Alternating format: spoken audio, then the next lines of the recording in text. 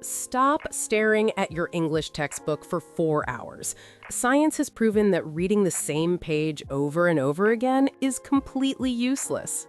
But Clara, my exam is tomorrow. I am trying to memorize a massive list of 100 vocabulary words. If I don't read them, my brain will forget them. Your brain is already forgetting them, Leo. Today, I'm going to teach you the true neuroscience of learning. I will show you how to physically change the structure of your brain to become fluent in English faster than you ever imagined.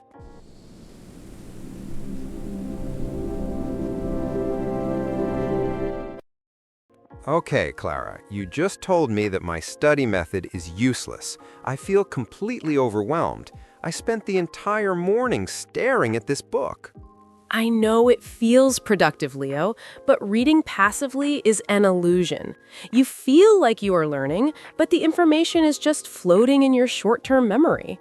To learn a language, you have to understand a concept called neuroplasticity. Neuroplasticity? That sounds like a terrifying medical term. What does it mean? It is actually a wonderful thing. Neuroplasticity means your brain is made of plastic. It can change its shape. Your brain is a network of billions of neurons. When you learn a new English word, two neurons create a connection. So, if I read the word apple, my brain creates a tiny bridge between the image of the fruit and the English word. Exactly. However, that first bridge is incredibly weak. If you only read the word once, the bridge breaks and you forget it. You have to make the bridge stronger. Okay, so how do I make it stronger? This is usually where I just read the list 50 times. Think about it this way, Leo. When you do your hypertrophy training at the gym 4 or 5 days a week, you don't just lift a heavy weight once and stare at it. You do repetitions. You break the muscle fibers down, you rest, and they grow back much stronger. That is true. If I want to build muscle mass, I have to challenge the muscle consistently. It hurts a little bit, but that is how it grows. Your brain works exactly the same way. It is a muscle. If you just read the English word, you're not lifting the weight, you're just looking at the dumbbell.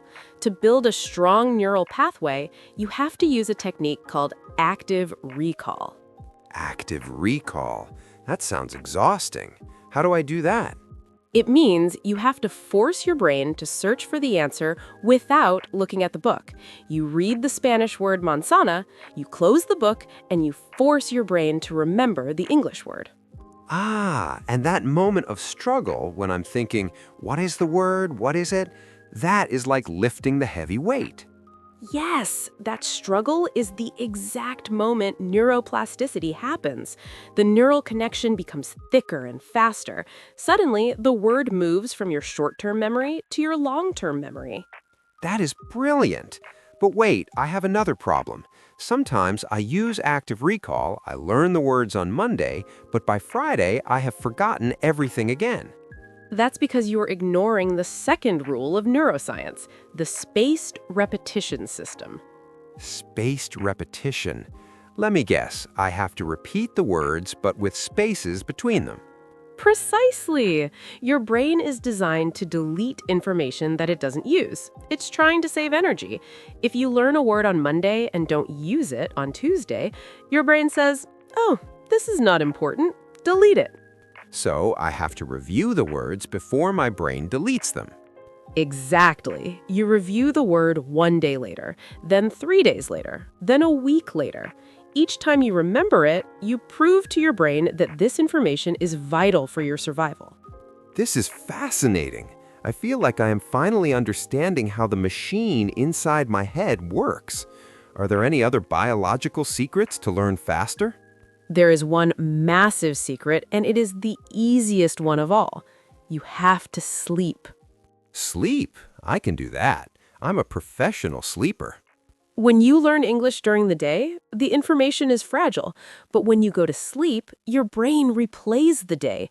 It takes those new neural connections and makes them permanent. If you study for 5 hours but only sleep for 4 hours, you're destroying your own hard work. So if I want to speak fluent English, I need to lift the mental weights with active recall, review them with spaced repetition, and then go to sleep so my brain can build the muscle. You are officially a neuroscientist, Leo. That is the perfect summary.